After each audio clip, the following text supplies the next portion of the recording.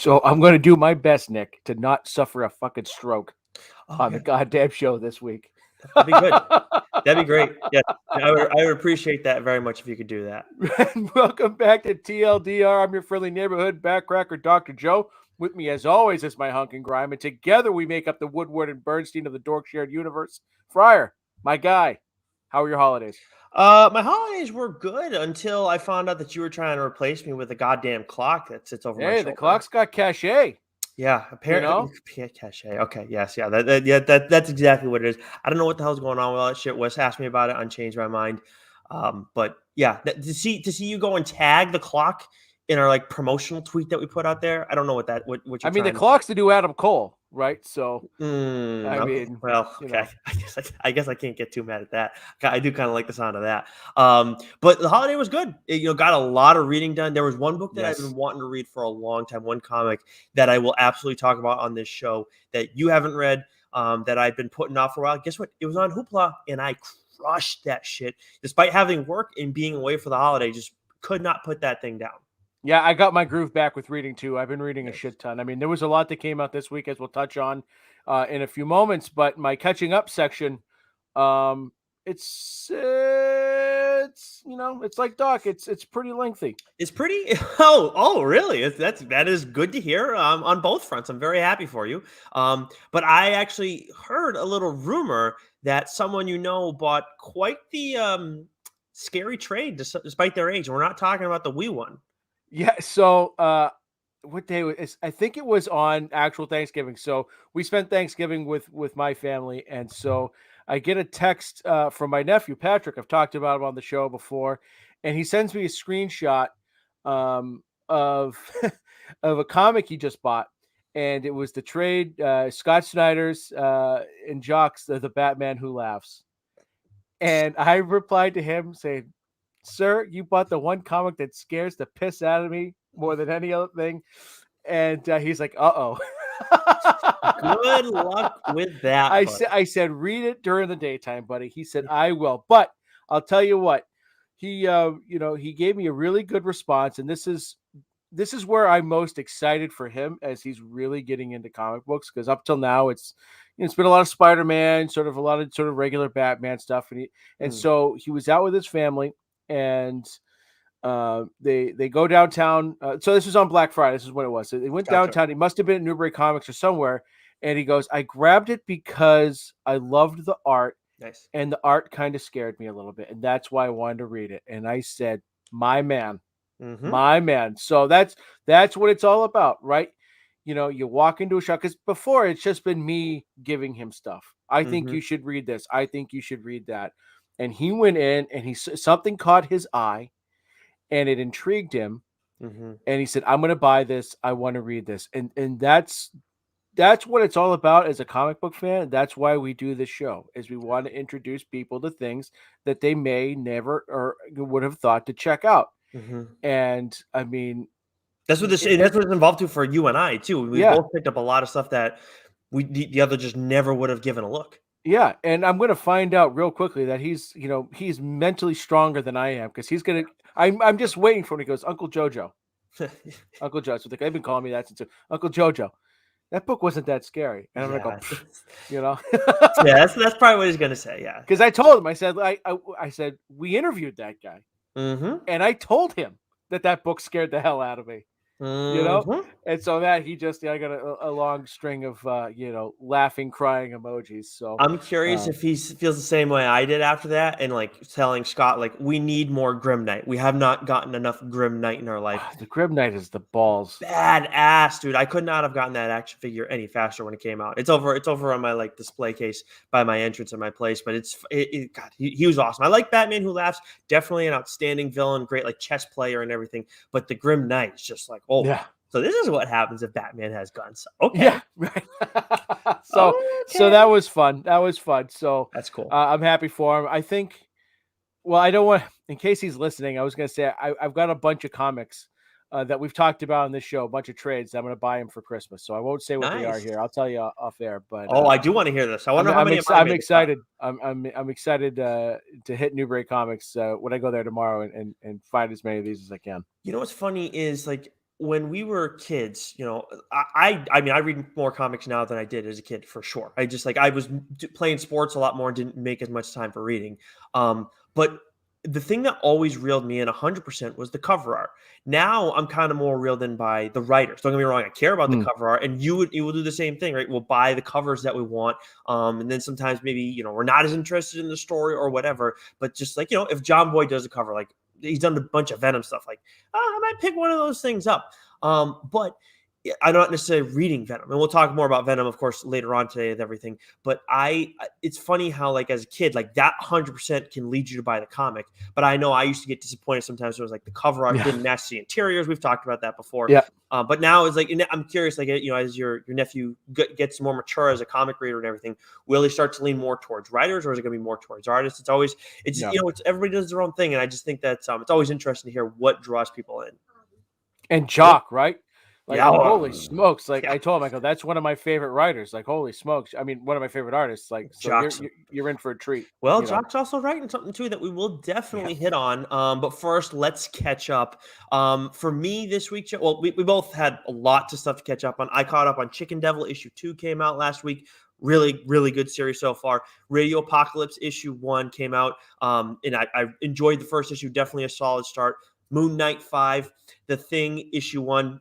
Not really interested in reading anymore on I that. fucking told you. It was just, it wasn't bad. Like some of the stuff, like there's some stuff we'll talk about today. So it's like ugh, it's not good. It's like it was whatever. It's fine. It's in a different era. It's whatever. DC versus Vampires issue 2. I know on Geek Worldwide only got like a 7.5. But I really, really like DC versus Vampires so far. Issue 2 is great. Task Force Z, I was very down after the first issue. Second issue was definitely better. I feel like that would have made, in some ways, more sense to make that the first issue. But I will give the third one a try because we get the review copies, but so that way everybody can have feedback. But I still don't love the series, but definitely better than the first issue. And then Aquaman, Green Arrow, Deep Target issue 2. I'm in on this series. It's been That is rock interesting. solid. I remember when you read when you read issue 1, I was like, damn, okay, I was all right. blowing. I mean, I More of the still same haven't with read this. it, but Yeah, it's more of that's the same. interesting. I don't know if it's like it's like a solid 8 right now so far, I would say. There's like Gotcha. one thing I can't tell you what the one thing is that just like, oh wow, I never would have thought of this concept. It would be spoiling it big time for you, but it's yeah, it's very interesting. So but what about you? What have you been catching up on? Violet, Swaggins, what did we catch up reading this weekend? What did Oh, we look read? at this. It's a bold move by you. Did we read some Dogman? Yeah, you want to tell the people? Say we read Dogman. Well, why don't you just have her tell me? Just tell me, Yeah, you Violet. ready? Yeah. Go There we go. This is what the people really want. on. Okay. Can she hear me? No, she can't. No, she can't hear you. Someday it's gonna be me and you versus your dad and the clock. You gotta get it together. All right. No, we read it. We read a bunch of Dogman. Kid loves herself some Dogman. But anyways, I caught up on a ton of AWA. The final issue of Moths and Fight Girl. Both very satisfying endings to two wildly different books. Right. Okay, hold on. Will you talk about Fight Girls on the show? You think? I have Fight Girls planned. Yes, Moths. I don't know.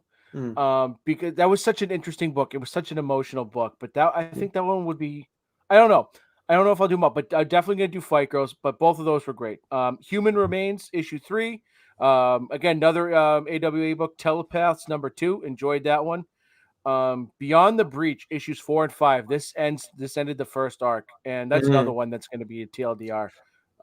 Before you episode go as any well. further on what you've caught up on, Telepaths 2. Am I right? You say like good, like it's rock solid series, not like great, must read. It's good. It was good. I enjoyed the second issue more than I enjoyed the first one because you get a lot of the implications from the fallout of the first issue. So we'll see how this series wraps up. Whether again it's another TLDR episode or not, but you're right. It's solid. Solid. Dark Ages #3. Oh man, so good. If you guys aren't reading Dark Ages, what the fuck are you waiting for? Missing Get out. on it. Start reading. It is tremendous. Oh, and Joe, who's writing that series? Yet to be on the show, Tom Taylor. So we gotta keep on that grind. We'll keep working on that shit. Yeah, we gotta have him on. Yep. Shang-Chi issue 6 that wrapped up this particular arc. Very very solid story. Very, very solid story. On par with the first volume that I talked about, back when the movie came out in September or earlier. And then Hmm. the two I wrapped up here with, Nicholas, Vinyl number 6. Oh, Right. okay. You Yes, told me I'm excited. last Yeah. week, read this one or don't come on the show. Yeah, Basically was the veiled threat there. sure. Yeah. Again, I don't know why I've got to reread them all, like start to Oh. finish without any pauses, because this might be one of the most effed up books I have ever read. And I still don't know whether I liked it or not. And That's it's not to say that it's a bad book, but I'm just like, it's one of those things, like I said before, last time I talked about it, I was like, why am I reading? Like, this is bizarre, but mhm, there's something about it that is wildly intriguing. I mean, the art is great. I mean, mhm. it is brutal with the art, and I have to read them all now. Like, I have to binge read 1 through 6 again, like read them in a row without any pauses, because this is one of those books where that month in between, like, you forget how crazy the issue was before, and like you're trying to piece the story together because it is a little choppy. Mhm. But oh, You know, oh, I gotta say that I don't know how. Okay, you did it with Batcat. This is the only the second instance I think I've oh, I seen. enjoyed this more than Batcat. No, no, no, no. But you are asking yourself, why am I reading this? I feel like that happens to me from time to time. Like I'm interested, but like I don't fully know how I feel about it. I feel better about myself when I hear you're kind of torturing yourself with your readings. Okay, I'm not completely insane, or at least Joe and I are insane together on Right? this. No, this is more of a, like, I enjoyed it. Don't get me wrong. When I say, like, why am I reading this? Like, because it's so off the wall and so violent, and I'm just like, and usually that stuff doesn't bother me, right? Because, like, Nailbiter was that way, but Nailbiter, Josh Williamson, he's a tremendous writer, and Mm, like, there was no choppiness. Like, that story was just like brilliant, start to mm, finish. Like this, mhm. like, it just felt like choppy at times. So like I got a little lost, and I think it was that confusion, like from issue 1 to issue 2, and then like so that's why I want to binge read it again to see if it flows a little bit better than reading it month by month. Mhm. But this was crackers, man. This was Speaking just like of full out crackers. speaking of crackers, guess what my guy at the time capsule gave me? Another crossed book. Yeah, So good luck with that. I'm Yeah, just never gonna stop. no, There you there is a weirdo. lot of cross stuff. Yeah, I know. It's I don't know what to say. I don't know what to tell you. But what's the other one that you've been So catching up? this might be the best book I've read. The out of all the Scott Snyder, Scottober books that we've covered, this issue might be the best issue of any of those books that I've read. Tell me more. I Night of the Ghoul, issue yeah. 2. I Okay. mean, it was the first issue. We both read that and we loved it. And you Yep. think it's going in a certain direction, right? Because you were getting two sort of timelines. You were getting the present, with the father and the son talking with the director of this sort of cursed movie, The Night of the Ghoul, and then you got a lot of stuff from the past, sort of about the origin of the ghoul, right? Mhm, And this, the way Scott weaves it all together, mhm. um, brilliant. It's a Yeah. master. I mean, a legit masterclass, not only in storytelling, but in horror writing, Mm. as well as Frank Avella's art.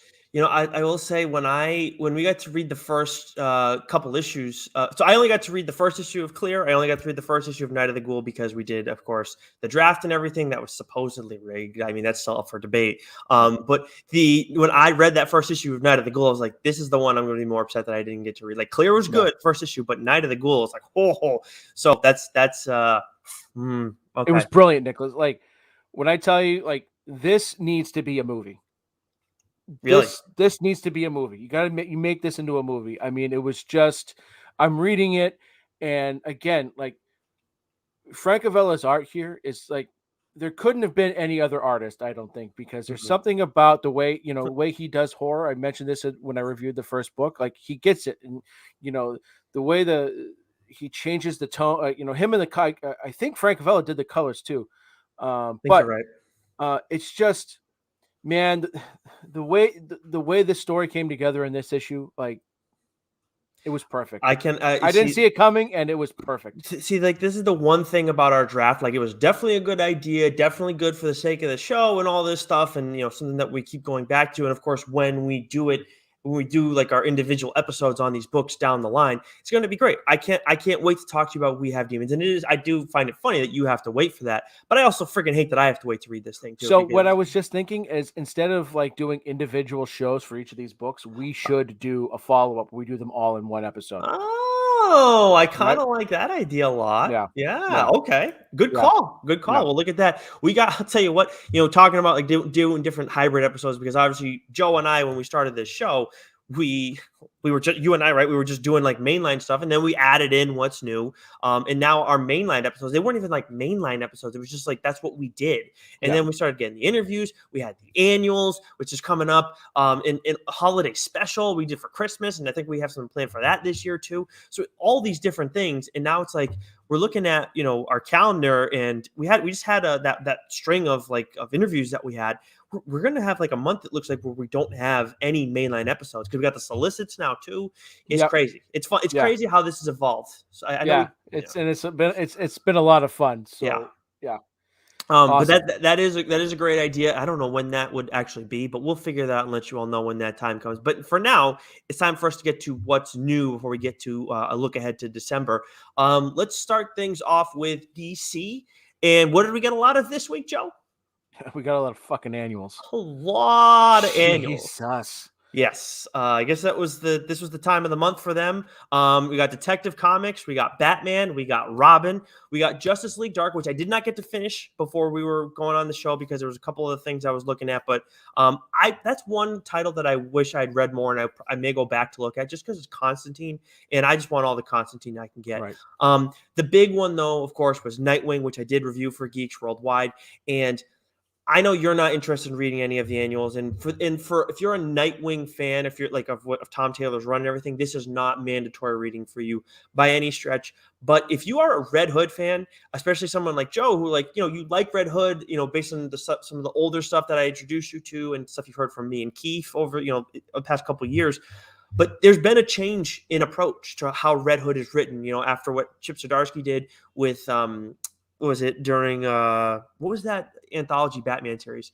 I can't remember what it was. Urban Legends. Urban Legends, thank you. But there was obviously a change in philosophy after Chip's story, and that was part of my frustration with Task Force Z. And then I think it kind of looked weird with the Suicide Squad story that Red Hood is featured in as well, where he's becoming like a good guy, kind of like a straight up good guy, not like an anti-hero, he's putting his guns down, and this is addressed. That is like the main portion of the Nightwing annual. And I think if you care about Red Hood, whether or not you're teetering on abandoning him or you're just confused, you need to look into this because this annual, because it's going to tell you this is how the character is going to be approached moving forward. I'm not personally a huge fan of it. I'm not going to not read Red Hood stuff, but it's just this is you're turning him into. It feels like you're turning him into Dick Grayson almost to an extent, or almost like fucking Daredevil. Conflicted good guy. I mean, that would be good, but it doesn't. That would be. I wouldn't necessarily be opposed to that, but it doesn't feel like it's. It doesn't feel like they're executing it to that degree. That would be great. That would be cool. I mean, if you want to make him into a Daredevil, maybe that would be cool. But I don't love what they've done with them. But I'm glad that I have a clear understanding of what we're going to get with Red Hood moving forward. But it doesn't mean they can't change him down the line. Things can happen. It's comics, right? But that was really important. If you care about Red Hood, read Nightwing annual, Nightwing 2021 annual. We got Action Comics 1037.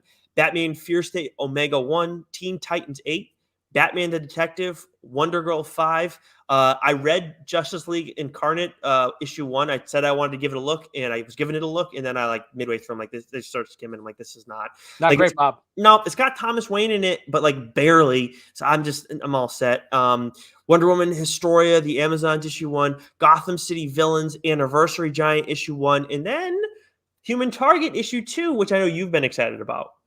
Fantastic. I love this. I mean, it's in my wheelhouse. It's Tom King. It's your guy, of course. Yeah. This is, but this is some good storytelling that although Tom King can't, he can't help himself with a good love story, but there's a lot of intrigue, with this story, and it wasn't a real there was zero action in this issue, but Hmm. I love the direction that it's headed in. I love the intrigue of it. So like this is a series, much like Pennyworth that Mhm. I'm enjoying now. Pennyworth has a lot Yeah. more action in it, but there's a lot of intrigue. You're still trying to figure out who the players are, what's going on. So I've been enjoying Human Target very much.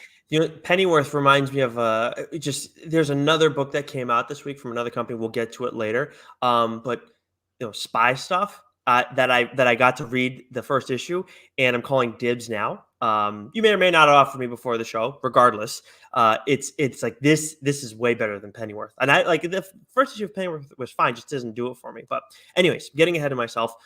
We got Marvel. Of course, there's Venom issue 2. I was reading the first issue, by the way. I picked it up. I know you did too, and it's like I just don't. It's not doing it for me. I liked Black Panther. The art was a little I iffy still with. haven't read the first Venom book, to be honest with Oh, you. okay. And then the Hulk obviously was the first issue of that we talked about it last issue of TLDR. It was awesome, but I don't. I think that may be the only one. Maybe I'll read the second issue of Black. Well, no, I'm gonna read the second issue of Black Panther. What am I saying? But but the Hulk is like the best one. Other than that, it's like I didn't read Kate Bishop yet, but you like that, right? Yeah, that was good. I enjoyed that very much. We got Star Wars Bounty Hunters 18, Death of Doctor Strange, Spider-Man, Death of Doctor Strange, White Fox, Darkhold, Black Bolt, Phoenix Song Echo issue 2, The Marvels issue 6, Winter Guard 4, X-Men Trial of Magneto issue 4, which was really, really good. Oh, I haven't read that one yet. I gotta I read that. love that we're getting the Marvel stuff, the Marvel review copies now over at Geeks Worldwide. Huge. I made sure to get that one in beforehand. What about you? What's been on your list for this week? So I definitely got to read that one. I haven't read Darth Vader 18 yet, but that came out this week, or comes out this week, I should say. And then Nicholas, Daredevil 36. Yep, big day. But so this is the end of Zdarsky's current run on Daredevil, and this is leading into what comes out next week in Devil's Reign issue 1. Now, I'm really really upset at myself that I didn't ask Chip this question when we had him on about what his Daredevil plans are after Devil's Reign, because in his latest newsletter, which I think came out today, the way he worded it almost sounds like he'll be doing more Daredevil after Devil's Reign. Mm. Whether it's again he's continuing the series on, and it just means that it's the end of this story and he's starting something new. We know he's got the Elektra stuff, so is he tackling Daredevil as Elektra? So like, there's still a lot like unknown, but this was, a very fitting end to his run, and does a good job at setting up Devil's Reign. And Okay. so it's a bittersweet day Mhm. because I mean it's been 3 years since I've been reading this, and Yeah. and We're gonna and get her on. so yeah, got to get her on, right? I mean, soon the show's just going to be Swaggins and the Clock, Oh no! Don't do right? that. I did not see that coming. Crap! This is what happens when we start fighting. Right. But so like Daredevil, man, this has been like my favorite thing since I started reading it, and so I'm looking forward to Devil's Reign. I'm looking forward to see what Mhm. happens after. I cannot wait to see Devil's Reign. But yeah, I know this is a bittersweet time for you. But and then we got Darkhawk issue 4. I know you've been saying on Oh, top of yep, that. and that one as well. Yep, I got to read that issue, but it's been really good. And then we have what is it? Avengers 50, Avengers 7, it was also the 750th issue of Avengers. Kind of weird timing. I saw some other publications kind of ripping Marvel for how they handled it.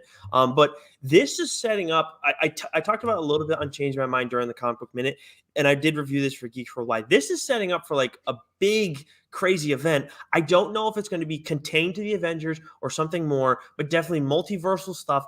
And I really liked it, but I didn't bring this up in the review, but it definitely gave me some vibes of what Scott did over at DC with the death metal stuff and Oh boy.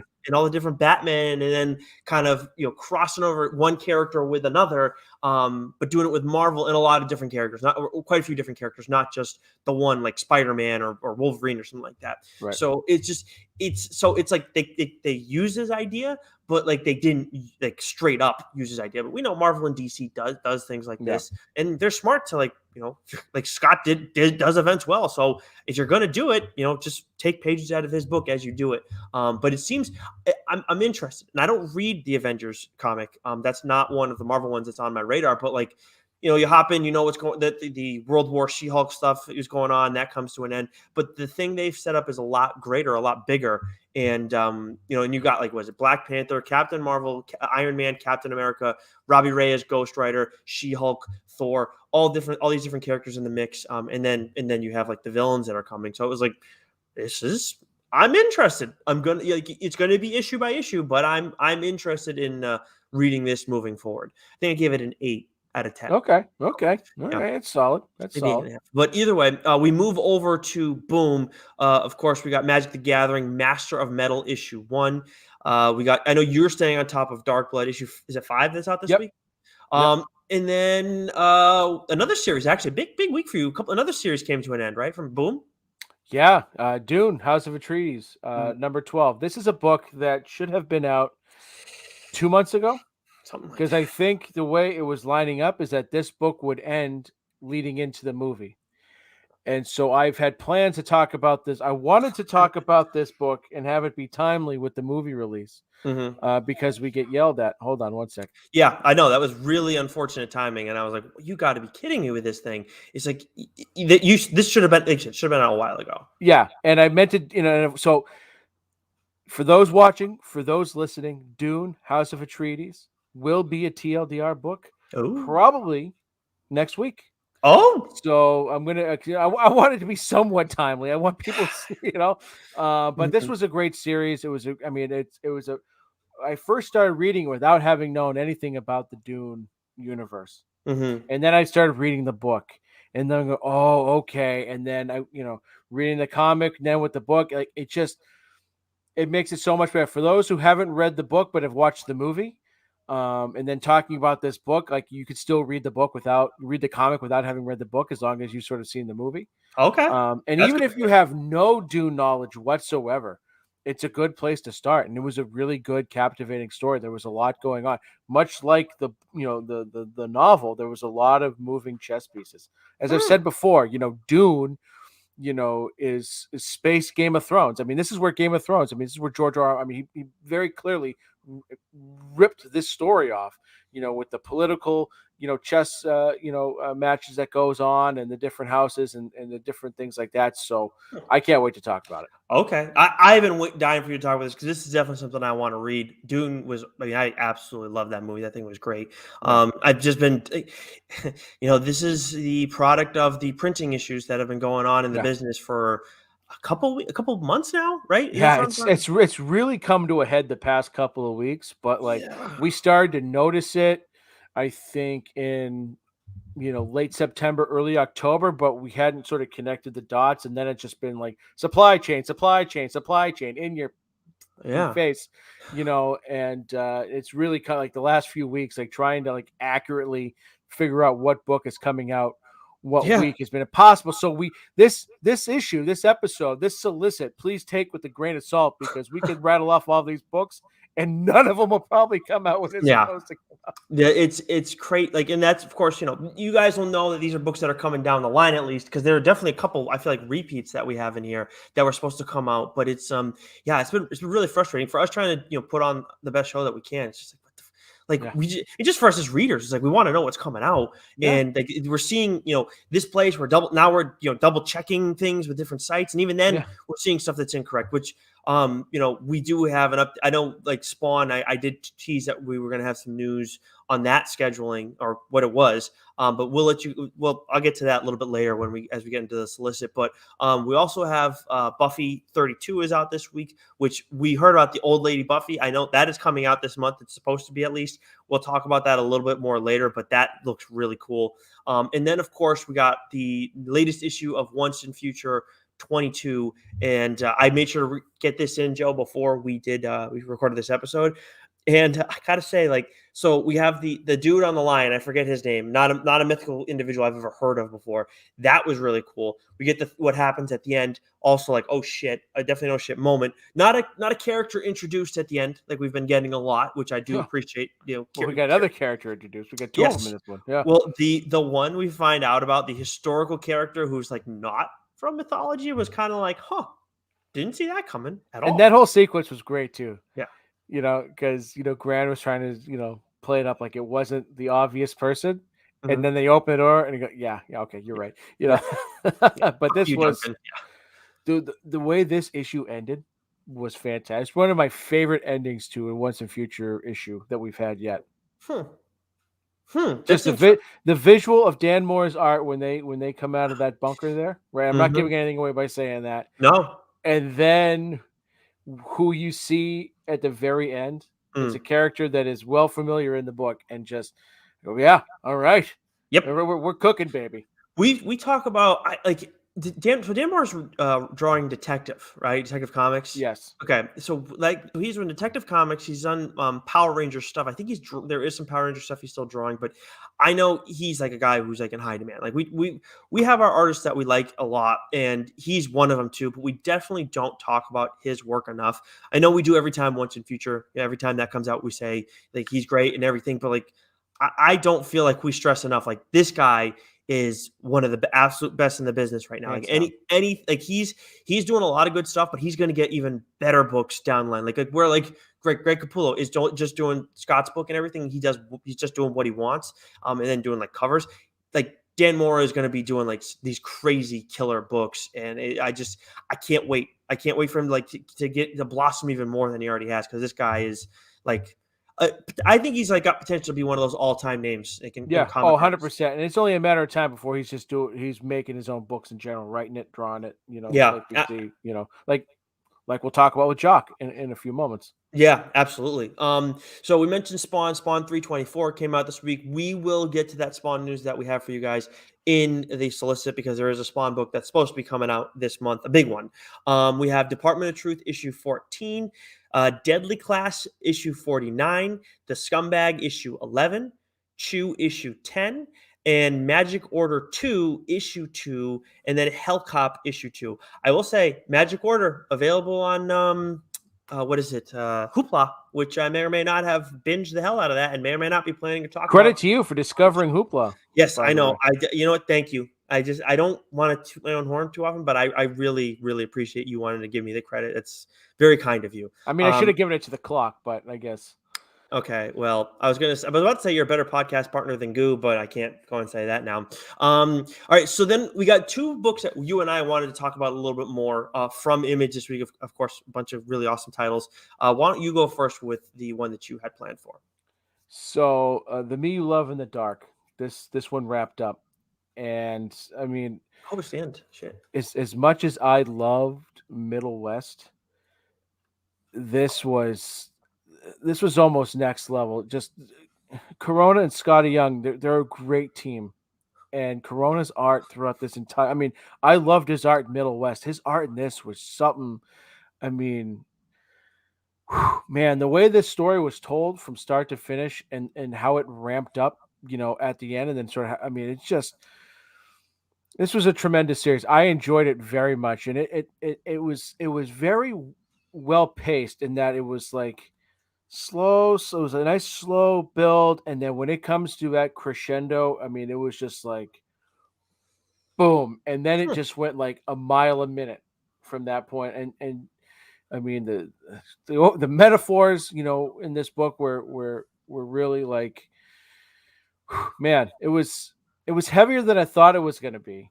And it was just, I absolutely loved it. Absolutely loved it. I wished it was longer. I don't know if they have plans, but I really don't see how this could go. Like Middle West, like that was a story that needed to be told over several arcs. Like Mhm. this, boom, perfect. Right. So this is only a matter of time before you go into this in depth on the show for an individual episode. Yeah, more than likely, yes. Yeah, so I mean, it sounds like it's really like it really impacted you. I can't wait to hear more about this. Like, so yeah, Yeah, Scotty Young, another one who's a writer artist too. It's yeah. funny how some of them can blossom in And different ways. he's been doing a ton more covers lately, like Scotty Young, like his covers. I Mhm. mean, like there's it's hard pressed to have a Marvel book come out, from week to week, and there not be a Scotty Young variant. Yeah, his style is so different from Yeah. everybody else's too. Hmm. Like we talk about like John Boy, like and Dan Moore too. Like Scotty's totally different from them too. Like they're not Oh yeah. those two aren't the same, but they are much more similar to one another. Whereas when you go over to Scotty, it's like I don't even know who does stuff like him. Like that's why when he was writing Rocket Raccoon, because I have read his stuff from that. When he was writing Rocket and drawing Rocket, I was like, this is like my Rocket. Like this is Yeah. exactly what I want. But give him more Rocket shit. That'd be Yeah. freaking cool. It is very. I really enjoyed that. That's one I actually haven't talked about on here, and they bounced. There was a lot of like different writers on that. I'll have to go Right. back and look at that because his stuff on Rocket I really enjoyed. But so Me Love in the Dark issue 5. So that's only a matter of time before we hear about that in depth on TLDR. Another one that we may hear about on TLDR, and I feel that good after this first issue of this. This is by when Mark you Millar. when you know, right? This is by Mark Millar, and this is the one that I called dibs on. King of Spies issue 1. It is like high octane right out of the gate. What? Did you call dibs or did pre-show? Did I say, "Oh, I haven't read this yet. You like it? Do you want it?" I said I really liked it. If it makes yes, I did. And you were very Yeah. generous. Yes. Okay. Well, Yeah. yes. Okay. Yes. Okay. I'll give you credit for being a nice guy for once. Okay. Fine. I'll take it. But dude, seriously, like whenever we do that, like we can't both read everything. Like so we it's smart to we have to divvy it up sometimes. But this is one I'm looking at. Like this is you're gonna like I after still the feel first guilty for taking good Asian from you, so I'm yeah. this is my Okay. paying it back. Yeah, I haven't forgotten about that. So I'm glad you still feel bad. Because I definitely feel a little betrayed. But King of Spies, it's high octane action right away, and then it's like this, but it's like in a flashback, and then you flash forward, and then it's like this dude who was a kick ass spy, and he's been doing stuff in he's been dealing with retirement and kind of been doing all right, but then there's a major development in his life, and then he finds out this other information, and then he's kind of like he basically hits fuck it, and he's about to go fucking ape shit on people who probably deserve it, and maybe you may have not fucked him over in the past. So I'm very maybe he didn't even know about. So I'm very excited. So this is by Mark Millar too. I didn't write down the artist, but the art was very similar to like Sean Murphy vibes. So I like that too. So it was a great first issue. And like when we talk about first issues, we don't always say like, yeah, this is like when something is a good first issue, that's different than like saying it's a good second, third issue. Like that obviously carries different weight. Like with the first issue, we're allowed a little more. I allow a little more wiggle room, and so do you too, because like you're setting a table, you're introducing us to a new world sometimes, especially with indies. This is just a great issue of like a great comic book. Period. Like first issue or not, awesome. It was like when I read crossover. I said, "Yeah, I'm doing this." Well, Yeah. dibs. Like I'm Mhm. doing it. Right off the bat. Like No. and with some books, you just know. And then there's been other books that we've talked about on the show where it's like, okay, first issue does this, and then it really gets cranking, and then boom, it ends, and you're like, yes, I'm doing this book, and Mhm. that's how it is more often than not. But when you have something like this, I could tell you had this dumb look on your face, and it was like, okay, he liked it, so I'll let him have this one. Well, it's funny too with like Millar. Like obviously, Jupiter's Legacy was his latest thing that was like kind of at the forefront for everybody. Of course, did kick ass. We talked about Reborn on here. We actually talked to Greg about it a little bit. I think when we had him on. Yeah. And it's just like he's done he did Jupiter's Legacy, and obviously the Netflix series was not well received, understandably so, because they did there were a lot of issues with the way they put that together. But Yeah, they had a fucking high school team, do the costumes. but they have a lot of we're seeing Scott get a lot of action right now with like other mediums, of course, with Noctera and everything. But I think Millar, like he's going to get a chance at some more awesome stuff. He's been just writing he's written a lot of great shit. I'm pretty sure Witches. Speaking of Scott Snyder, Mhm. Witches is going to be a television series. Yeah, Scott's been tweeting about that. I don't know where it is though. That's the I for is it Prime? We got to look into that. But I'm Yeah, very excited about that. Maybe we'll have to have him on ahead of some of that stuff too. Lord knows we haven't had him on enough, but you can never have Scott Snyder on your show too much, I guess, right? Um, Maybe Adam Cole. You can probably have him on your show a little bit too much. No, I'm kidding. Anyways, Skybound, The Walking Dead Deluxe 28, Dark Horse, Hellboy, Bones of Giants issue 2, and then I want to give Sir Edward Grey colon Acheron issue 1 a look too. This is BPRD. This is all set in the Hellboy world as well. From TMNT, I thought we were getting that Best of Shredder series. Would have been great. Absolutely would have read that. That's probably like after Raph and Michelangelo on a KC2, but that's definitely one I want to pick up. I think I pushed to next week. Looks like it got pushed. We got TMNT 123, Star Wars The High Republic Adventures issue 11, Vault, Blue Flame issue 6, Lunar Room 1, and then we got, which I think it was a book that one of us wanted to look into, but we don't get review copies from Vault. I know Comixology, you have a pair of books, Snow Angels Volume 2 issue 6 from Lemire, and then All Nighter 3, which is Zdarsky, right? Correctamundo. And then we got AWA, where before we go into the solicit, the return of a series that Joe talked about on this show, and you are reviewing for Geeks Worldwide. Joe, what did you think of AWA's one book that came out this week? Holy, so Hotel Volume 2, Issue 1. I mean, when you read Hotel, man, it's like, I think before I started reading, because I was on Twitter and I was talking about how much I liked Ice Cream Man. I've talked about Ice Cream Man on the show a few times, where you have this narrator and it's sort of telling the story. It's almost like got a Tales from the Crypt vibe, right? Mm. Sort of, vibe to the storytelling there. And Freddie, our guy Freddie, had said, you need to read Hotel, but read it during the day. And he was right. And I heeded that advice. And so, like, it was Not only wrong. 4 issues long. It was fantastic. There's just a way that John Lees writes the story that, like, he really, lulls you in is not really the right way to say it, but like, there's a way where he writes it where he pulls you in and then he hits you over the top, like with the twist, creepy ass, scary ass ending. Yep. And I tell you what, like, he set the bar high. Him and Dala Bartologic set the bar high with Volume 1. It's this, I tell you what, meets that bar and then some. This was a great issue. The first volume was featured among the top 10 dork horror comics that we did for it was a micro dork or what dork short, whatever they were doing solely on YouTube. You guys can go check that out on #dorks YouTube page. And, we were able to put it in the top 10 because that was a story that could have just stayed on its own. Totally would have been fine.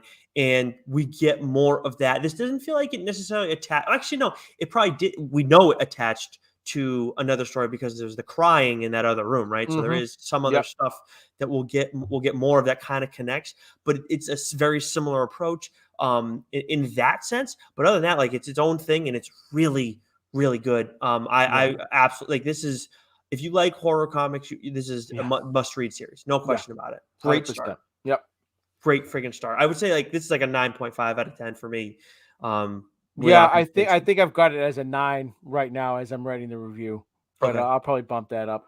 I gotta finish writing it, and an A's an A. No one's really gonna care at the end of all that, right? I mean, like, the art's really, like, the art's not like my favorite art. It's not bad. It's just not like our favorite stuff, but it fits the tone of the story. Right, but Telejek does it. I mean, he's a perfect fit for this story because 100%. the art is like, when he kicks it up.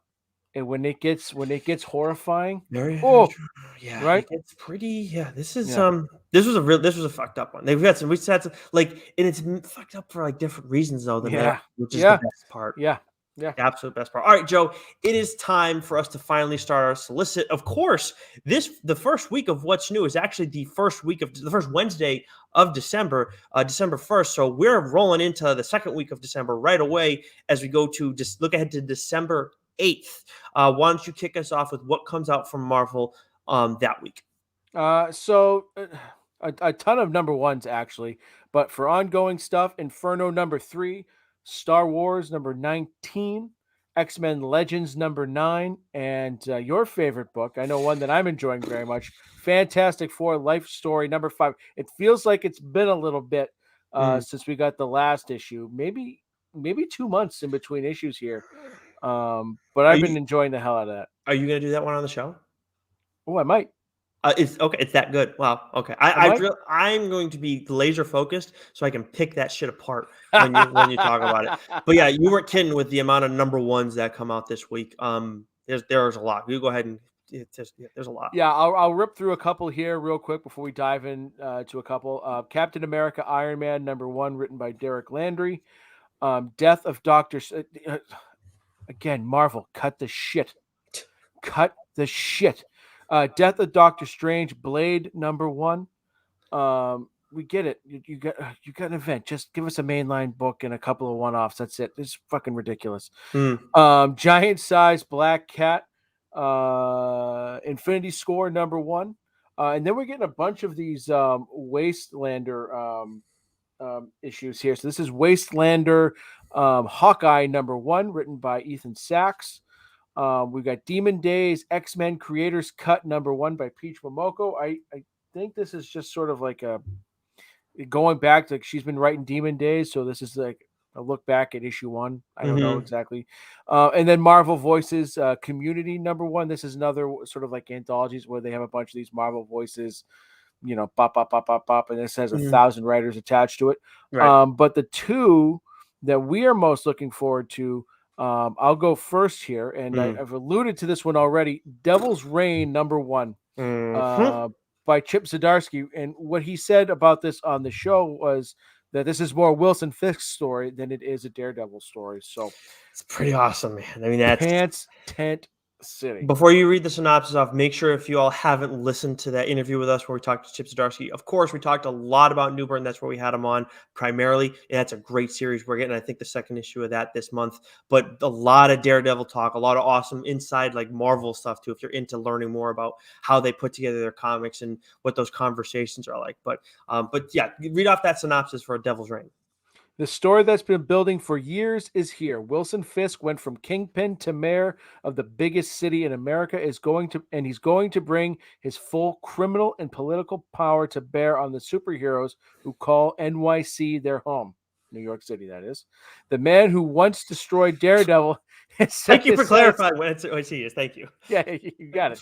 The man who once destroyed Daredevil. It occurred to me I should have just said New York City. You could have That's done why. that too. So, anyways, the man who once destroyed Daredevil has set his sights on the Fantastic Four, Iron Man, Captain America, Spider-Man, Jessica Jones, Luke Cage, and more. And since it's Fisk, once he takes them all down, he's going to sign it. Crossbones, Taskmaster, Typhoid Mary, Shocker, Whiplash, Rhino, Craven. Fisk has an army of supervillains at his command, and this is just the opening salvo. For years, Fisk has waited for his time to strike, and you won't believe the aces he's got up his sleeves. I mean, that's a must read. No question Yeah. about it. I'm not fully caught up on Daredevil, but I'm going to be reading this from day one. No question about it. And we'll have to do. We haven't done an event thing in a while, Joe. We're gonna Yeah. have to do something with this because it's Yeah. huge. Yeah, we really should, because Yeah. I mean, the way, like I said, the way Daredevil 36 ended and what's been leading up to that and everything, this is going to be really good. Yeah, I cannot wait for that, and I know I'm really excited for this. I'm going to read the synopsis before I read the title that I have for the first issue I wanted to highlight from Marvel coming out on the week of the 8th. Does it happen in NYC? It does not. It comes after the dawn comes the rain. The story that began with War of the Bounty Hunters continues in the second installment of a trilogy that will reshape the history of the Star Wars galaxy during the Age of Rebellion, featuring the return of beloved characters, shocking twists, epic feats of the Force. And I'm reading this as like, why do I want to read this? Like, I mean, maybe it's because I have a sarcastic tone. It just sounds not great, but I'm still going to read it. Star Wars Crimson Reign, issue 1. I don't know why we're getting 2 Reigns, both spelled Reighn. So kind of odd that that's happening at the same time, don't you think? Yeah, but this is what you wanted. You said you wanted more Crimson Dawn stuff, right? I do. Just don't. The problem, one of the big problems we had with the War of the Bounty Hunters was there was a lot of like just fat on it, not even fluff, just like stuff we don't need. Doesn't like whatever. Like we're moving at a snail's pace here, and I know we liked some of the one-offs that they had, but then when they tie into all the other stuff, all the other titles, is just it's too much. So keep this Yeah. tight. You have some interesting stuff with oh my god, I forget Emilia Clarke's character, but there's like we've seen some cool shit there with her. Like we saw her fight Darth Vader, and it's like she's fighting just like Darth Maul would have. So Yeah. give me some more of that stuff. I think you have a lot of potential there with that character. But yeah, I'm like all jokes aside, I'm interested in giving this a shot. But if I don't like it, we'll talk about it. I'll talk about it on here, and I'll rip it. I don't. Are you out on it completely? I'm not going to read this now. Yeah, okay. I didn't think so. If that's fine, I'll do this by myself. That's cool. Let's go to DC Comics for the week of the 8th. You have Batman 118, Dark Knights of Steel issue 2. That first issue was so good. And I think Batman 118 is the first book that Williamson is writing.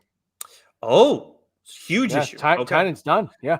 Okay, you're gonna have to. You've been on that, so you're gonna have to report back to us on that. We got Batman 89 issue 4 because of course you can't have too much Batman ever. Wonder Girl issue 6, The Swamp Thing issue 10, Superman Son of Kal-El annual, Suicide Squad issue 10, Arkham City: The Order of the World issue 3, Joker Presents Puzzle Box issue 5, Justice League Infinity issue 10, Crush Lobo issue 7, which that might be the last issue of that. I think I am caught up on that, but I can't I remember. kind of hope so. I think I kind of hope so.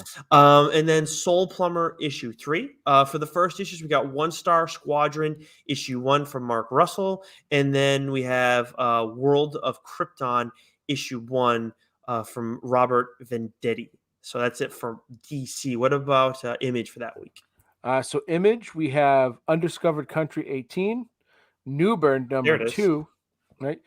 Ordinary Gods number 6, Two Moons number 7, A Thing Called Truth number 2, crossover number 10, Silver Coin number 7, and The Good Asian number 7. Those last 3 books were all supposed to be out this week. Yeah, I think as we or get last into week, I should say. as we get into a little bit later in the month, this is where we're going to start seeing some of that haziness because there's just all the printing issues, and it's not just Image. Unfortunately, it's DC too. Not as much DC. I feel like it's happened to Marvel a little bit, but Image and all these indies really seem to be kind of suffering from it more. But then we also get the first issue of Lady Mechanica, Monster Ministry issue 1, which I believe is something it's been around for a bit. So I'm going to try and look into this a little bit more because so Joe Benitez is the one who I believe is writing this and then writes and is drawing the cover, but I don't think the interior art.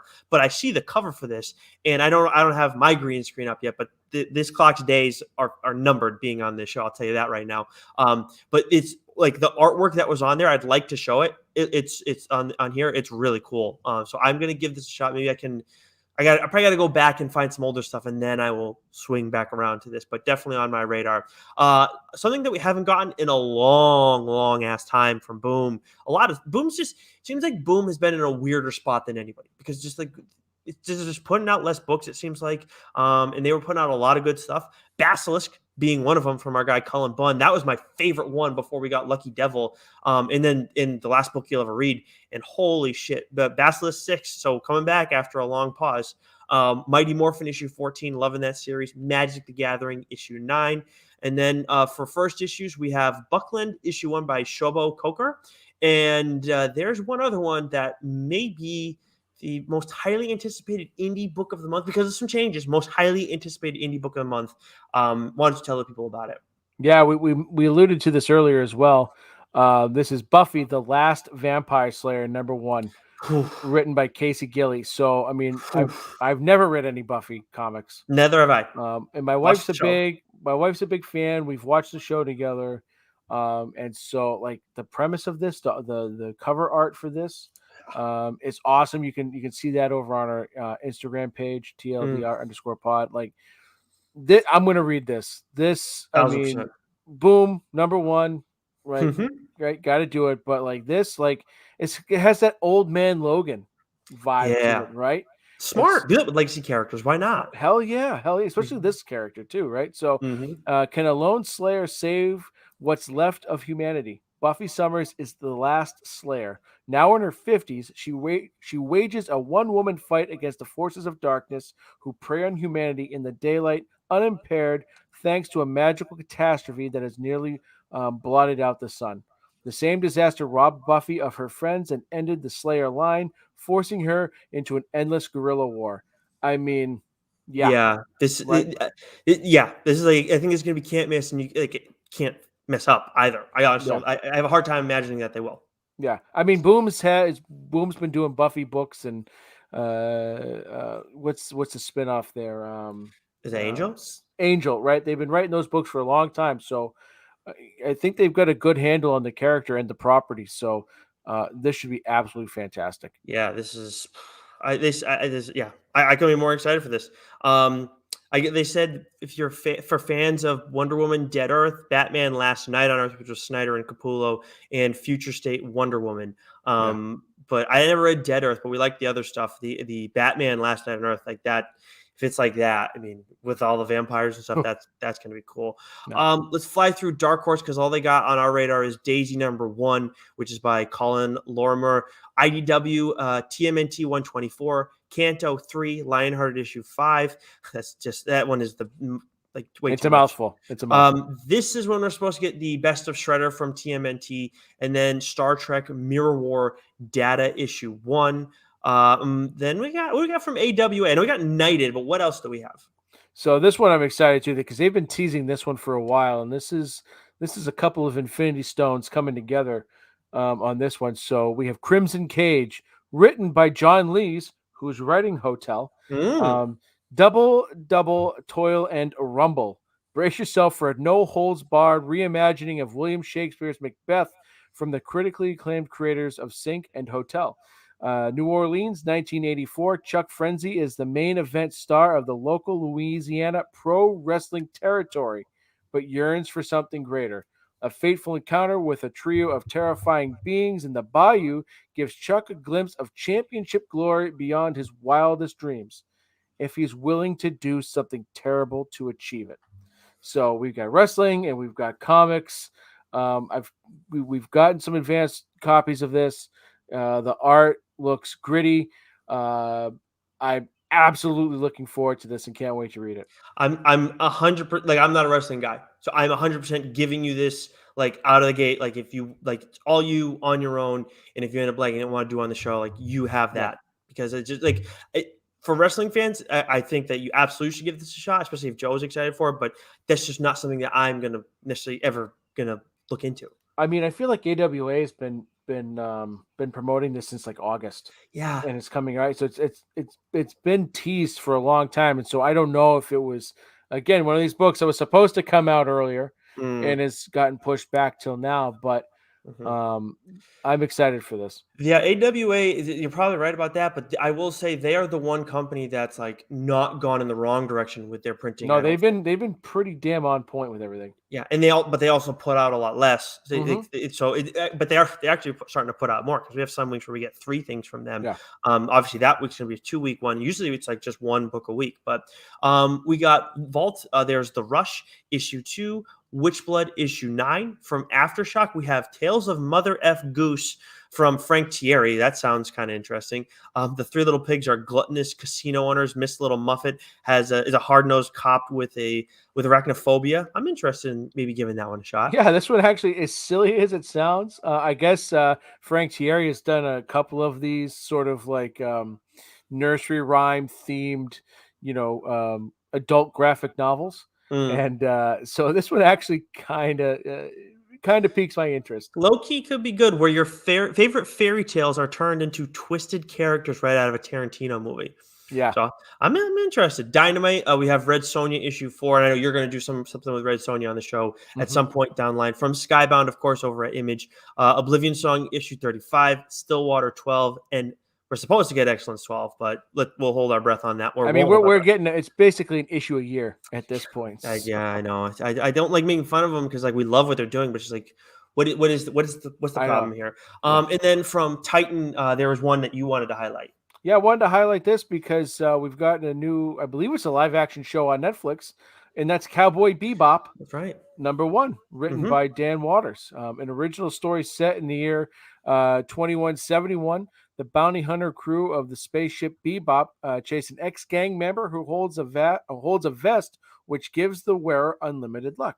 So I'm very interested because, I mean, I'm very much aware of Cowboy Bebop, and I remember when I was younger, it always sort of being on like late night on TV. Huh. I've never been a big anime guy. Mm, I right. do enjoy some stuff, so like I definitely want to check out the new show. I definitely want to go back and check out all the old stuff. And comic book wise, this might be a fun entry point for me. I've never. I don't. I know Keep Cowboy Bebop exists because of, like, the show on Netflix, but that's it. I know. Yeah. Other than that, I have no clue what's going on. So again, that's something that's all you for sure. Let's move over to the week of the 15th. We'll start with Marvel. You ready to kick us off there? Yep. So we have Star Wars: The High Republic 12. The one I'm looking for here, Hulk number 2, Hmm. Externals number 8, Defenders number 4, You and mean Phoenix Eternals? Suns. You Did I mean say Eternals? externals? You wrote Externals too, Yeah, so I didn't. Yeah, dumbass. yeah, Eternals number 8. yeah. Uh, Yeah, from our guy distracted. Kieran Gillen. Yeah, and Phoenix. Let's try this again. Mm, Star Wars: The High Republic number 12, Hulk number 2, yeah. Eternals number 8, Defenders number 4, Phoenix Song Echoes number 3. Nice. Look There at we you. go. And Yeah. then so number ones here. This is again, Marvel's got a ton of books out, most of which I don't give two poops about. Yeah, You know? there's more Wastelander stuff. I know you. I'll let you go through, but like, there's some more Wastelander stuff. Like, I'm interested in some of that kind of, some of the characters they're dealing with, but I'm not like, yeah, I gotta read it, which could mean it just gets pushed to the back, and I don't ever Yeah. give it a look. But we have Demon Days Rising Storm number 1 by Peach Momoko. And then here's another series that we're getting a ton of that is Darkhold, Yep. right? So Darkhold Spider-Man number 1. The only real interesting thing about this is written by Alex Packnadel, Mm-hmm. who's written Red Fork and a bunch of other things that we liked. Mm. As you mentioned, Wastelanders Wolverine number 1, Wastelanders Black Widow number 1, another Marvel Voices story, Marvel Voices Heritage, which has a slew of writers. Mm. But one that kind of piques my interest, and this is King Conan number 1, written by Jason Aaron. When King Conan grows restless of the throne, he sails west towards the land, toward land and adventure unknown. Now see the first step of King Conan's fateful journey from Aquilonia, as an old and terrible danger threatens the end to end the saga of the Crimean once and for all. So again, I've never read much Conan. I Mm. do have Conan the Barbarian number 1 framed up on my wall behind me. Oh, Um, didn't know but that. I kind of want to read this. Fantasy stuff is always fun to read. So Yeah. Jason Aaron, yeah, You consider know, me in. K's. I know he's not fantasy, but like mythical, like in that sense. But like Kazar, who's a caveman, right? Yeah. He was in that Avengers book from this week, Oh, that's right. Yeah. 50. And actually, I was like, oh, I kind of like this Kazar shit. Like, I might be I think interested in he's looking. got his own title right now. Actually. I might need to look into that, because just another random Marvel character, and Yeah. because that's also where people can get a little more creative, because it's like, it's just it's not a character most people care about. What character people do care about as we move over DC, of course, is the Joker. We get Joker issue 10 on the week of the 15th, Batman Urban Legends issue 10, Robin and Batman issue 2. Of course, we loved the first issue of Mm-hmm. that, written by Jeff Lemire. Batman the Imposter issue 3, Teen Titans Academy issue 9, Future State Gotham 8, I Am Batman 4, Harley Quinn Eat Bang Kill Tour issue 4, Black Manta issue 4, and then Pennyworth 5. We for the first issues, we have Tis the Season to Be Freezing, which is obviously going to be must read, and then we have Batgirls. So this is going to be, I think it's going to be Cassandra Cain. I think we're going to see Spoiler. We're going to see Oracle. So pretty good roster. So I think if I might give it a look. I don't think that it's going to necessarily be for us, but definitely something that it should probably be on people's radar if you're interested in reading about some more female characters, I mean, it's especially in definitely that. spinning off of Fear State and sort of the True. events that took place at the end of Fear State. So I just wasn't a big fan of Fear State, man. Like Yeah, I don't blame Tynan's you. run on Batman was excellent, and I just wish this wasn't the arc that he went out on. That's too bad. Because I it hate. Yeah. just was it was too long. It wasn't all that interesting, and everything that he'd done up to that point was fantastic. And Fear State was a bit of a dud. It's That's almost as if he had one foot out the door. Yeah. Well, it's been sounding like that with a lot of stuff he's doing. Like, and you're not going out and trying to bash him or anything, but it's just like everything you talk about. Like, you've loved everything this guy's done. And you're same way about Chip Zdarsky, love everything they do, but you've been like having your issues about how they've been, what the stuff that he's been doing, not Chip, sorry, that Tynan's been doing lately. I'll tell you what, though, Department of Truth was excellent. Okay, well that's good. At least that is good to hear. What speaking of Department of Truth, Image week of the 15th, what do you got for me? King Spawn number 5. Primordial number 4, which I have to catch Mm. up on the last issue. Gunslinger Spawn number 3. I wish I was writing this title too. I gotta be honest. I know. It's good. Like the first 2 issues are good. Don't get me wrong, but like just like Sean's just like such a good writer. But yeah. Anyways, So this next title, I've been collecting all these issues. I've got to read them because I'm very interested. Time Before Time number 8. you haven't read a single one. That's amazing. Well, no, because I'm hoping that's a book I can do on the show. So I'll have them and I can binge right through it. Oh, okay. A righteous thirst for vengeance number 3. So good. Nick's naughty book, Sweet Paprika number 6. I did forget to include that in catching up. I did catch up on that, but it's so good, so yeah. good. I think I'm going to do that on the show. I think I will. Love it. Yeah. Deep Beyond number 11, and That Texas Blood number 13, and Nicholas. Finally, the number 1 we were supposed to get this week. Yep. It was The Scorched, written by Sean Lewis, of course, which we've told you guys we did talk to Sean about The Scorched. You are going to hear from him on this show regarding The Scorched, but we typically try to release our interviews with writers the week of the primary book that we're talking about with them in the course of that interview. And I know with Rodney Barnes, we had him on for Neither Hawes Nightmare blog. We weren't notified that it got delayed, but it was pushed back a week. We put the interview out because nobody told us. That's not ideal for us. Like we like to have it out that same day because it's all front of mind for everybody. It works out well. This is supposed to come out on the 15th, but then as Joe was looking into things as we're getting ready for the show, he sees, I'm not sure. And then we go and check Image's site. The Scorched is not the first issue is not listed among their 12-15 releases. So we went and did some digging, did some, what was it, little Woodward and Bernstein-ing, I guess. And we have found out that it's going to be coming out the week of the 12th of January. So it got pushed back a little bit, sadly. And which sucks is because when everyone listens to the interview, you'll hear how giddy Sean is when discussing this book and how excited we get hearing him talk about it. Yeah. And just how awesome this is going to be. It'll be worth the wait. I will say that for sure. But it's definitely frustrating that and this is not, and it's not like an Image is a whole bunch of other stuff too with the union stuff that's going on. So they have a whole lot going on. So I understand delays from them more than anybody, and they are putting out so much friggin' shit, and so much of it's really good. Definitely number 1. Actually, that's something we'll probably talk about in our annuals, like which publisher had the absolute best year of anybody, and they're definitely in the conversation, if not the leader. But that's another conversation for another day. But yeah, The Scorched, I'm dying that we have to wait so long for it. Yeah. But yeah, that's we have been told that it is going to be coming out the week of the 12th of January. So you guys are going to have to wait a little bit longer for the interview and a little bit longer for that first issue. But it will, based on what we heard from Sean, it's going to be worth the wait because King Spawn has been really good, but this is a team book, and it's also just different in general, and it is.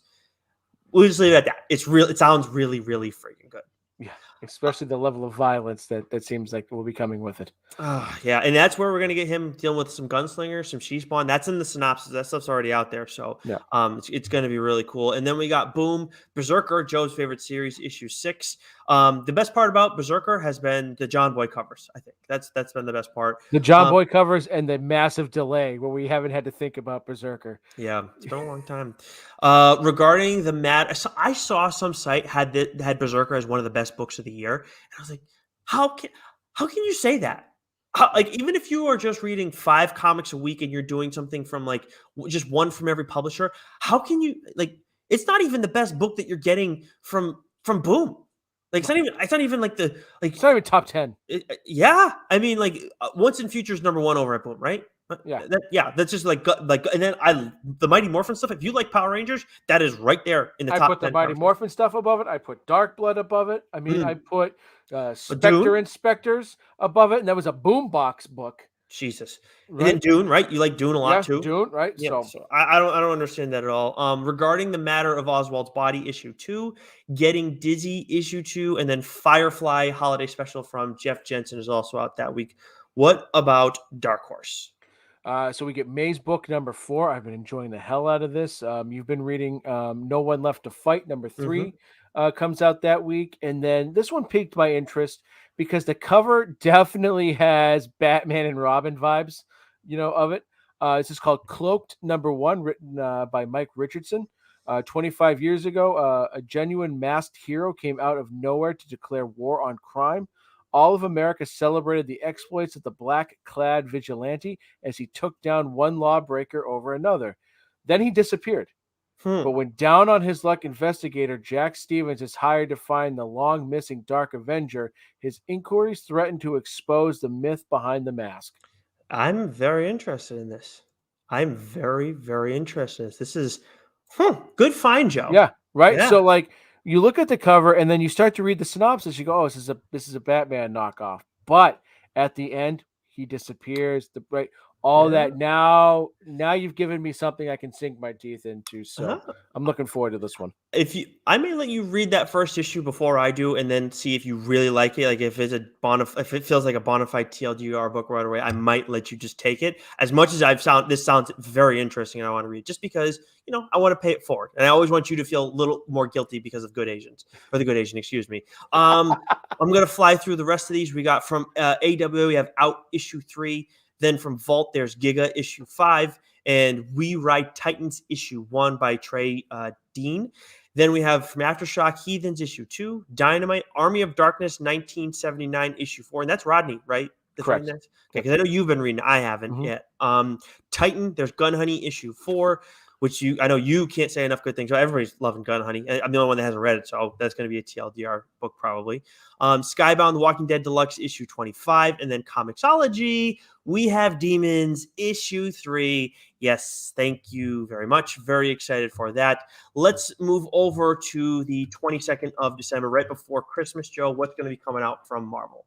Okay, so the week of the 22nd, we have from Marvel The Amazing Spider Man 82, Thor 20, Avengers 51, Jesus. Moon Knight 6, Wolverine 19, Venom 3, Trial of Magneto 5, Darth Vader 19, Death of Doctor Strange number 4, Black Panther number 2, Shang-Chi number 7.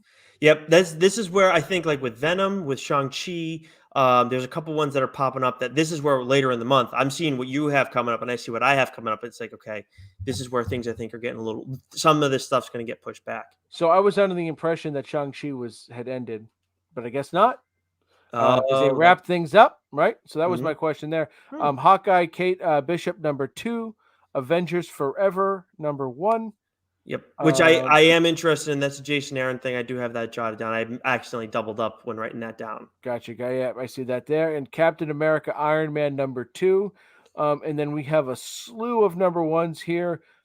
Timeless, number 1, written by Jed McKay. Avengers Forever, as I just mentioned, number 1, written by Jason Aaron, with art by Aaron Cooter. Miss Marvel, Beyond the Limit, number 1. And Wastelander Star Lord number 1, written by Richard Dueck. Before I move to DC, I do want to say with Avengers Forever issue 1, this is Ghost Rider in it, who's on a quest for cosmic vengeance. We have one of the greatest villains any universe has ever seen. And this person happens to be the most wanted archaeologist, Tony Stark. And then there's the invincible Ant-Man. So I want to give this one a shot. We'll see what happens. It feels like we're going to be getting a lot of Ghost Rider because isn't our friend of the show Benjamin Percy Yeah. doing Oh, some Ghost Rider starting that's next year?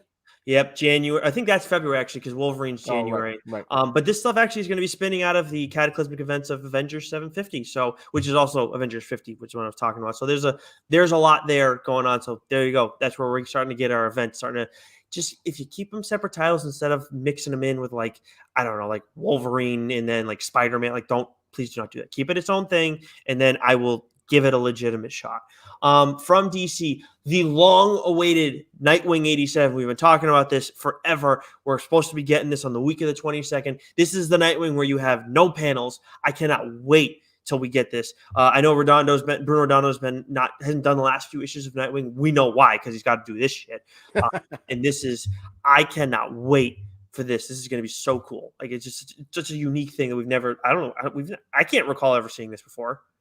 No, I think it's going to be first of its kind for sure. And not to throw you off here, Nicholas, but it looks like you've mixed in some Image titles here with your DC books. I will take care of that. Don't worry. So we got Batman, Catwoman issue 9, Robin's issue 2, Justice League Incarnate issue 2, Catwoman Lonely City issue 2, and then Refrigerator Full of Heads issue 3. But this book, this number 1 that came out from DC this week, is one that we've both had on our radar for a while. Of course, you mentioned Jock earlier.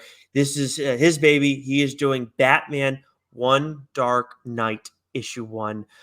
When a simple GCPD escort goes sideways, Batman finds himself on the wrong end of Gotham City in the middle of a heat wave with a supervillain in tow. Follow Batman as he traverses block by block across a pitch dark Gotham City while dragging a highly difficult EMP to his permanent home at Blackgate Prison. The dark corners of Gotham City. What are you laughing at?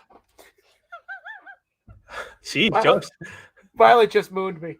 Oh, well, that's something. Sorry, I couldn't help it. I look over and she's just bare-assed. Well, shit, didn't see that coming. Oh.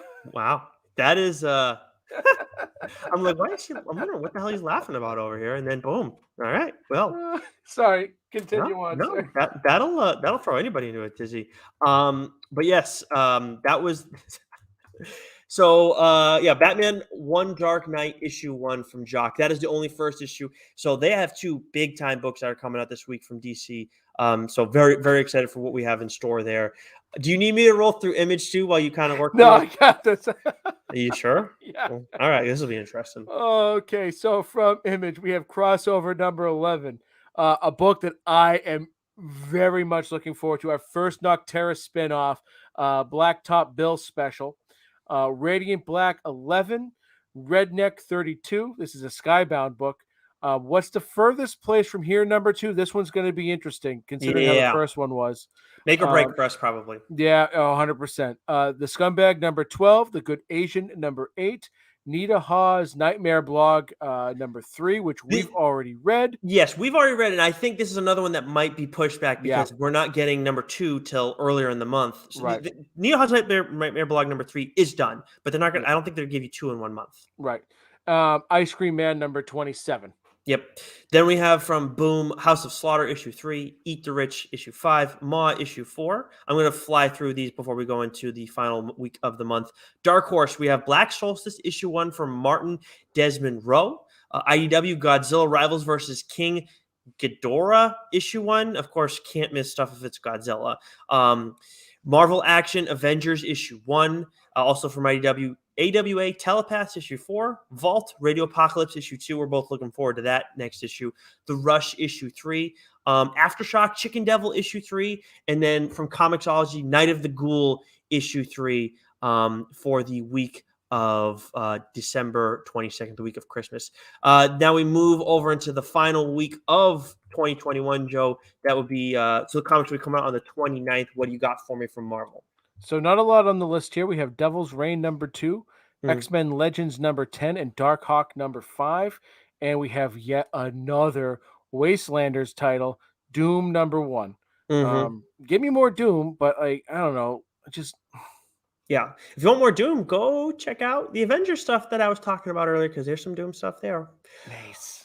From DC, we got a lot, apparently. Detective Comics 1041, Action Comics 1039, Robin 9, Superman Son of Kal-El issue 6, Batman 89 issue 5, DC vs. Vampires issue 3, Task Force Z 3, Deathstroke Inc. 4, Human Target 3, Superman 78 issue 5, Aquaman, Green Arrow, Deep Target issue 3, and then Superman versus Lobo. That's one of their stronger weeks for sure, like top to bottom. And then you got Swamp Thing, Green Hell issue 1. This is a Black Label book. I know we're kind of getting deep, a little too deep on time here, but this is a Jeff Lemire book, so I think we're both going to give this. I'm not a big Swamp Thing guy, but I want to give this a shot. Oh, I mean, I'm always going to give Lemire a shot. You talked about this earlier. Like, we look for Mm, books not just based on the cover, but for writers. And mm, Lemire is one of those guys. He yeah. writes it, you read it. Yep. And then, of course, for you is also Brian Michael Bendis. Justice League 2021 Ah, annual issue 1 is out that week as well. So can't be all things perfect, I guess. yeah. So this is tough because I think the last 2 weeks of this month, you're going to see a lot of things shifted around a bit because Image only has one book listed, Yeah. at least one continuing book listed, which we know is not the case because Image, like you can count, they've got like close to double-digit books coming out in a given week. So, Mm, but according to our sources at League of Comic Geeks, Department of Truth 15. And then we have Geiger 80-page giant #1, which we had talked about coming out last month in yep. November solicit. So this one Mhm. definitely got pushed back. And then a book that I talked about on the show, Stray Dogs, Dog Days #1. And this is written by Tony Fleeks and art by Trish Foster. And take it away, Nicholas. I've not read Stray Dogs yet. You talked about it on the show. I do fully intend to read that one. I know I said that there was a book that you talked about on the show a while back that I binged fairly recently. The first arc of it. This was not it, but I will be giving it a look. And I'm excited about this too. A series of vicious short stories howling straight out of the pages of Stray Dogs, 2021's surprise cartoon horror smash hit. In Dog Days, each stray will get their moment to shine. Questions will be answered, mysteries will be solved, and old wounds will be torn open. So I'm very excited for this, and I think there are a few other things from like listed from Image for that week, but there weren't ones necessarily that we cared Yeah, a yeah. whole heck of a lot about. We move over to Boom. We have Once in Future issue 23, Power Rangers 14, Dark Blood 6, and then for first issues we have Power Ranger Universe issue 1. And if you know the Phantom Ranger from the show back when we were kids, you're gonna want to read this. But in general, like if it's anything Power Rangers right now, I'm giving it a look. As much as this is not Ryan Parrott who's writing this, is actually Simone Ragosi with art by Dan Mora. So you know it's got to be pretty freaking good if Dan Mora's doing it. So I'm definitely excited for that. And then we got another Dune book coming. Yep, Dune: A Whisper of Kaladin Seas #1, written by Kevin J. Anderson and Brian Herbert. I can't again. They Boom knocked it out of the park with House of Atreides, so I can't wait to read this one. And I'm at a point now, which is like, give me all the goddamn Dune I can get my hands on. I like the sound of that. Do you want to take us through what we actually no? There's one. So we got with AWA before we kind of blast through the last stuff. So we have the last issue of Marjorie Finnegan, Temporal Criminal that week, issue 8. Then we have Not All Robots, issue 5. And based on what we've seen, it looks like there's going to be more beyond this 5th issue. So the slow play was a little frustrating, but it makes more sense to me now. Still kind of got to prove to me going forward, like, that we got to stick on in this next arc, but it definitely makes more sense that they built up as much as they did. Kind of weird though that Yeah, they seem to like make that like I have no problem making that change. Obviously, once the future did it, but we didn't get like notified. It seemed like that was going to right, happen. right, right. So Yeah. it'll be interesting for sure. But take us through the rest of what's supposed to be at least coming out in the final week of 2021. So from Dark Horse, we have Black Hammer Reborn #7 and Hellboy: The Silver Lantern Club #3. From Vault, Lunar Room #2, and from Aftershock, Cross the Bear #3, and Seven Swords #5. Nice. Okay. Well, Whew. if you hadn't heard enough of us this week after that, you can go listen to Change My Mind where we talked about the new Home Alone movie, which was a absolute banger. So Ah! bad, Joe. Don't show that to Violet. Kids Oh probably will God, enjoy no. it, but she's gonna get like bad, like based on what's happened this episode, she's gonna get some bad ideas, and you're gonna pay for it, or I am, Well, whenever I you come know to what's visit. going to happen. So I made the mistake of showing. My wife had never watched Indiana Jones, so I made sure that I didn't make sure the first Indiana Jones movie I showed her was Kingdom of the Crystal Skull because it had just come out, and I wanted to Mm, watch it. And so now she's like, I don't want to watch that. Indiana Jones is stupid, and I don't blame her. And that's my fault. oh, how But could I don't want to. I don't want to show this to Swaggins and then have her not want to watch other Home Alone movies. So no, yeah, no, no. Like I think some kids would enjoy it, but let them watch it on their own time. Don't have them watch it with you yeah. because that's gonna be a waste of your time. There's like one funny thing in the whole thing, one bit. But of course, Joe, you're gonna be doing Pineapple Boys this week. Is it episode 13 of season 3? So we didn't do last week, and that was on me with the holiday and everything. Just got too Mm, jam packed. So we'll be doing season 3. I think it's episode 11 or 12. I can't remember which one. But Lassie did a bad thing. Nice. So Pineapple Boys will be back. That was last week was that was a me thing. So Back to mainline episode for TLDR next week. Actually, pretty much all mainline for December. Well, we say that, and then we've got different developments in January and yeah, February. So who knows where we do the annual? Looks like we're going to do it in January, but we will keep you guys posted on that for sure. But until next time, Joe, stay sexy. you know it.